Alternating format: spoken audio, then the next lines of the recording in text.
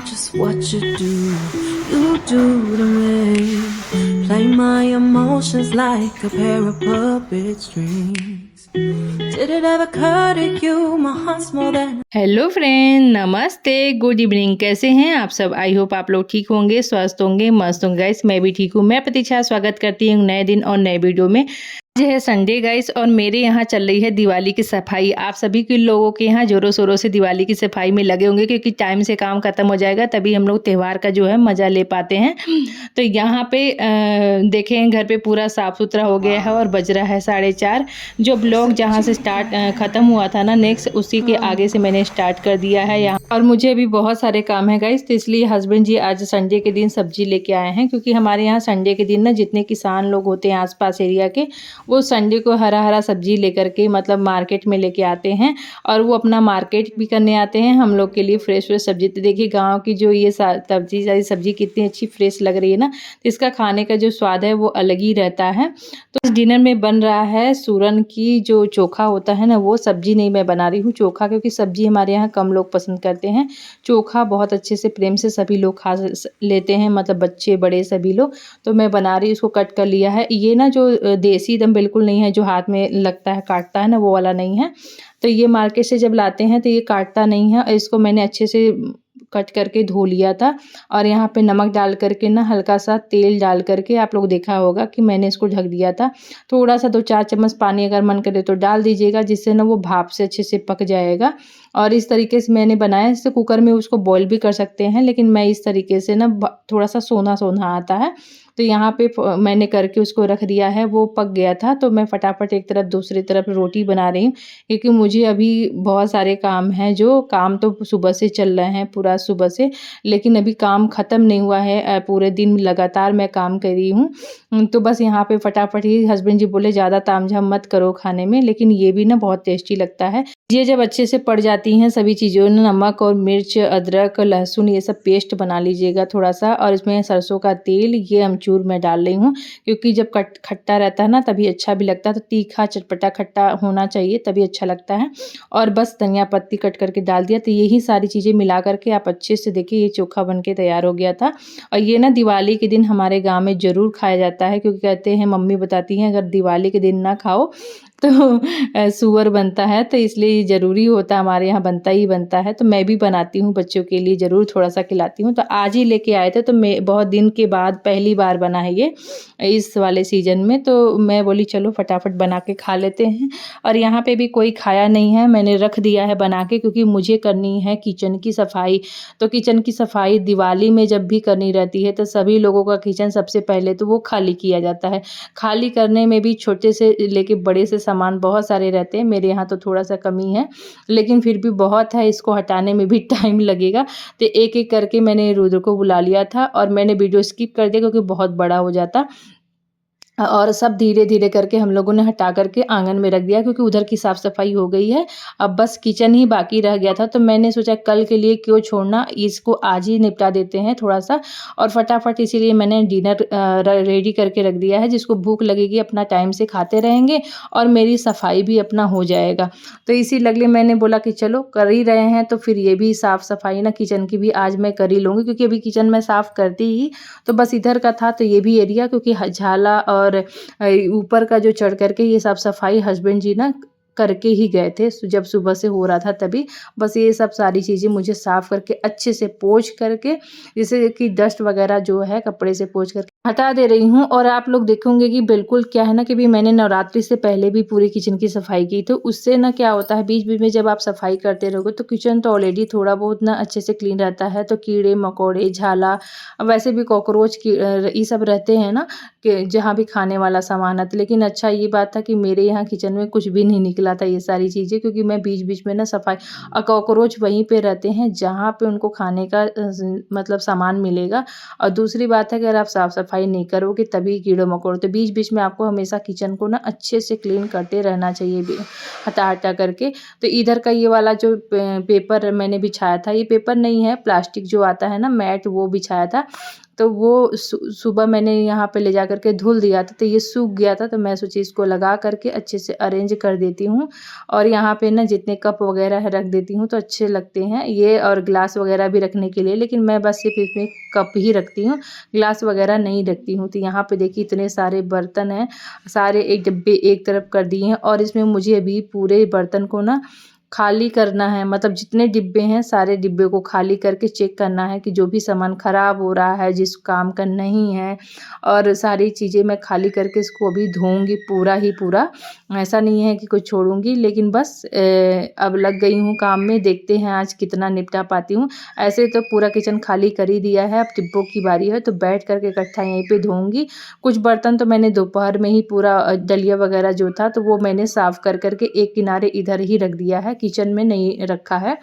और बस यहाँ पे जो ये पन्नी वगैरह है ये भी हस्बैंड जी तो बोल रहे थे कि नया मंगा लेना, लेकिन मैं सोच रही हूँ कि देखते हैं साफ़ करके अच्छे से ना। आप विम बार का साबुन ले लीजिए, जैसे जब हम जिससे हम लोग बर्तन धोते हैं, और वही वाले स्क्रब से आप अच्छे से रगड़ करके धो दीजिए, तो देखिए ये साफ़ हो जाते हैं। तो साफ़ हो जाएगा तो फिर मैं इसी को लगा दूँगी, क्योंकि अभी अगले मतलब दिवाली पर ही मैंने ये सब सारी चीज़ें ना अभी नई बदली थी, तो इसलिए, और इतना लंबा चौड़ा ना मिलता नहीं है, नीचे के लिए थोड़ा सा लंबा चौड़ा देखना पड़ता है। तो ये अच्छे से धुल गए थे, साफ़ हो गए थे, तो मैंने इसको धुल करके टांग दिए हैं, जिससे ये सूख जाएंगे। अभी तो सूखने में सारी चीज़ें ना रात भर लग जाएगा। तो ये किचन तो अभी बस सिर्फ अच्छे से मैं क्लीनिंग कर रही हूँ, सेट करने वाला जो काम है वो कल करूँगी। आज ऑलरेडी बस सफाई वाला जो काम है ना वो निपट जाएगा ना, तो मेरा पूरा घर ऊपर नीचे पूरा साफ़ हो गया आज, फाइनल मतलब हो गया, कि जिससे मेरी पूरी जो घर की सफाई है वो हो गई, चाहे ऊपर हो चाहे नीचे। बस सेटिंग करने की है, तो अब दिवाली तक ना थोड़ा थोड़ा करके मैं सेट कर दूंगी। और अभी तो सामान भी, जो राशन का सामान है वो भी बहुत सारे धीरे धीरे में ख़त्म हो रहे थे, तो मैं मंगा नहीं रही थी, बस जो थे वो चल रहा था धीरे धीरे, कि इकट्ठा जब साफ़ सफाई हो जाएगी ना तो पूरा दिवाली का जो भी सामान है वो मैं मंगाऊंगी। तो यहाँ पे देखिए विम बार का जो साबुन था वही मैंने ले लिया था, या तो आप वही लिक्विड बना लीजिएगा, जैसे मैंने अगले ब्लॉग में बताया था कि क्या क्या बनाना है। विनेगर ले लीजिएगा, और उसमें नींबू का रस ले लीजिएगा, सोडा खाने वाला, और बस सर्फ ले लीजिएगा, अच्छे से मिला लीजिएगा। और उसके बाद ना ये सारी टाइल्स वगैरह जितने हैं सारी चीज़ें, इसको आप अच्छे से साफ़ कर सकते हो। ऐसे ही जब गंदी हो जाती है तो मैं साफ़ करती रहती हूँ, और मेरा ना डेली का काम है, कि इसलिए ना इतने ज़्यादा गंदे नहीं थे। नहीं, बहुत लोगों टाइल्स बहुत सारे गंदे होते, तो उसको आप हमेशा साफ़ करते रहिए, तो गंदगी ज़्यादा नहीं होगी। एक बार जब जम जाती है गंदगी ना, तो उसको साफ़ करने में बहुत मेहनत लगता है, फिर अच्छे से साफ़ भी नहीं होता। तो ये हैं चूल्हे के बर्नर जो होते हैं ना, इनको भी अच्छे से साफ़ करते हैं। ये हैं लोहे के, और थोड़े से घिस गए हैं इसलिए ऐसे दिख रहे हैं, लेकिन ये एकदम अच्छे से क्लीन हो गए थे, मतलब बहुत ज़्यादा गंदगी था वो भी साफ़ हो गया। चूल्हे को भी अच्छे से मैंने वही जूना जिससे हम लोग बर्तन धोते हैं, स्क्रच ब्रश और विम बार लेकर के अच्छे से साफ़ कर दिया था, तो जिससे ना एकदम चमक गया। तो आप देखिए अभी किचन और पहले में किचन में बहुत अंतर दिख रहा होगा, क्योंकि एकदम जब साफ़ सफाई कर दो ना तो अलग ही चमकने लगता है। तो इस तरीके से मैं अपने किचन को साफ़ कर लेती हूँ। टाइल्स वगैरह आप लोग भी इसी तरीके से साफ़ कर लिया करिए, तो एकदम बढ़िया चमक जाएगा।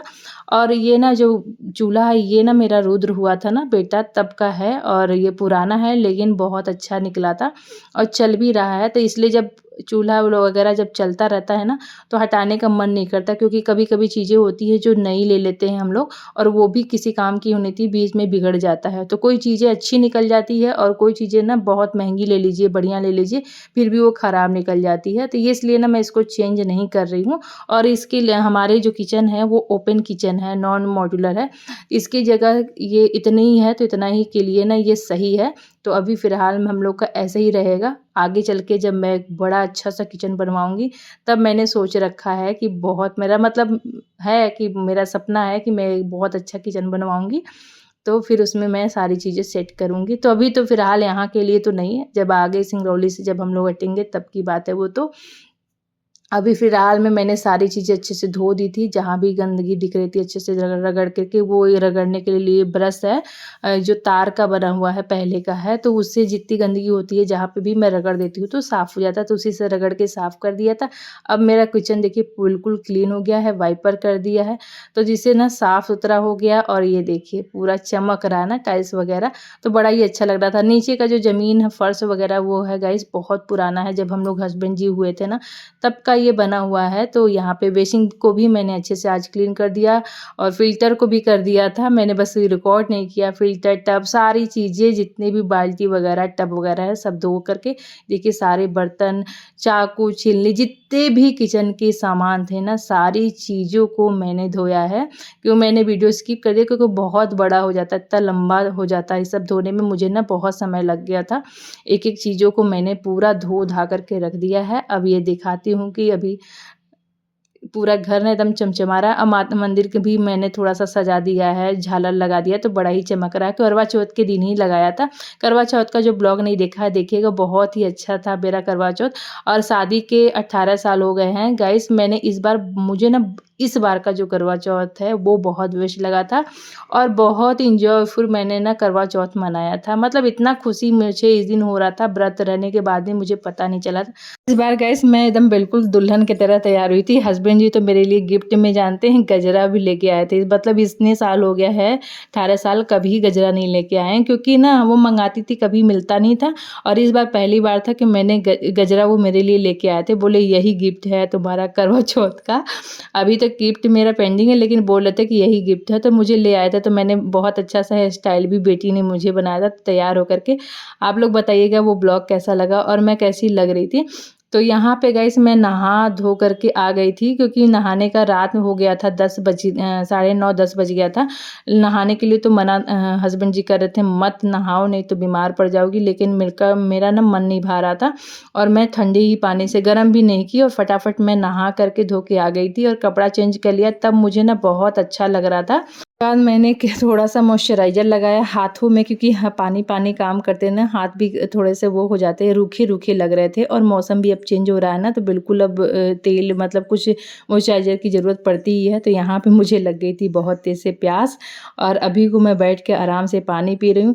जब पानी पी लिया थोड़ा सा मैं बैठी ना तो मुझे लगने लगी हरासमेंट गाइस और मेरे ना कमर में हो गई थी दर्द। आज बिल्कुल हालत ख़राब हो गई थी। मैं सुबह से लगी हुई थी, बैठने का ना बिल्कुल टाइम ही नहीं मिला आज, लेकिन है कि काम फाइनली पूरा हो गया। तो आई होप आज का ब्लॉग आपको पसंद आया होगा। इस अगर पसंद आया तो लाइक शेयर सब्सक्राइब करना ना भूले। Thank you so much for watching. मिलते हैं एक अच्छे और नए वीडियो